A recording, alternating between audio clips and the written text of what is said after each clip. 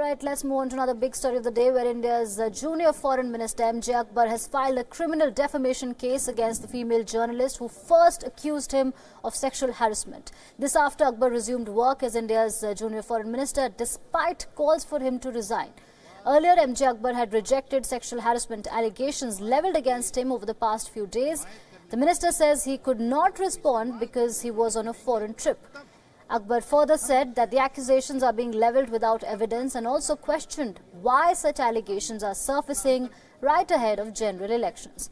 In a statement, MJ Akbar said, and I quote, "If I didn't do anything, where and what is the story? There is no story, but a sea of innuendo, speculation and abusive diatribe has been built around something that never happened. Some are total unsubstantiated hearsay. Others confirm on the record that I didn't do anything," unquote. The female journalist who accused Akbar of harassment stood firm to their allegations and said that they are undaunted by the minister's threats of legal action. Over 14 women have accused Akbar of sexually harassing them while he was a journalist. 2 women also accused Akbar of sexual misconduct when they were 18 years old.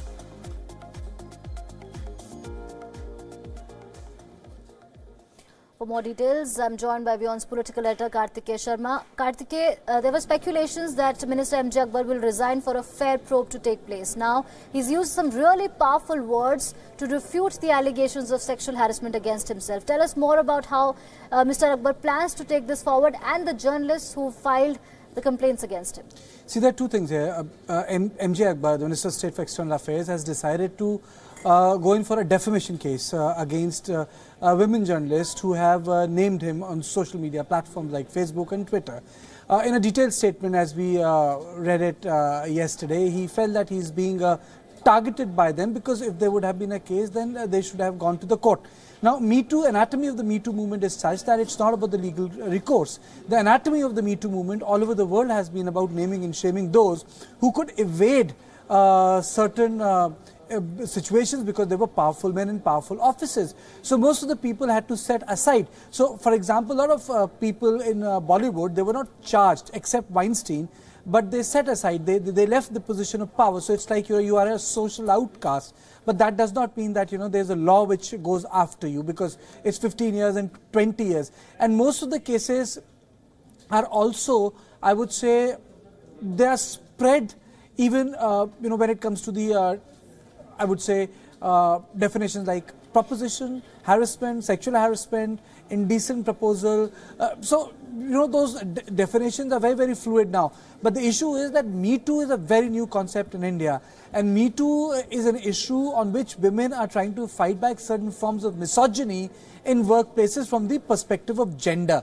So I would say that in this context, the politics also becomes clear, and that being that somehow some sort of a support has been given by the incumbent government to MJ Akbar, or else he would not have been able to survive in the job. Right, I just want to correct myself. The women just named and shamed the minister on social media, wrote articles, but there has been no formal complaint against him. The second question is, Kartikeya, the Indian government's stony silence is raising a lot of eyebrows. We saw Sushma Swaraj walk away when she was asked a question on MJ Akbar. In the coming time, can we expect any kind of statement from the government, especially at this point in time when it's facing a lot of pressure from all quarters? I think it has to do with the way Indian politics has evolved in the past 5 years. I would say that social conservatism as a political constituency is here to stay. Me Too movement has to be defined from a liberal perspective. It's part of a liberal tradition, even when we talk about the United States of America. But I think in India, you have a dispensation which moves itself in conservative politics. When I say conservative, I'm not using the word far right. I'm speaking about social conservatism, which is married to economic growth and free market. I won't even use the word neocon, but India has its own social conservatism, which is closer to the capital. But that political constituency is completely empowered. It is for this reason Me Too is meeting its resistance. All right, thank you so much, Kartikeya, for that update. So the latest development, MJ Akbar has filed a defamation case against the journalist who accused him of sexual harassment.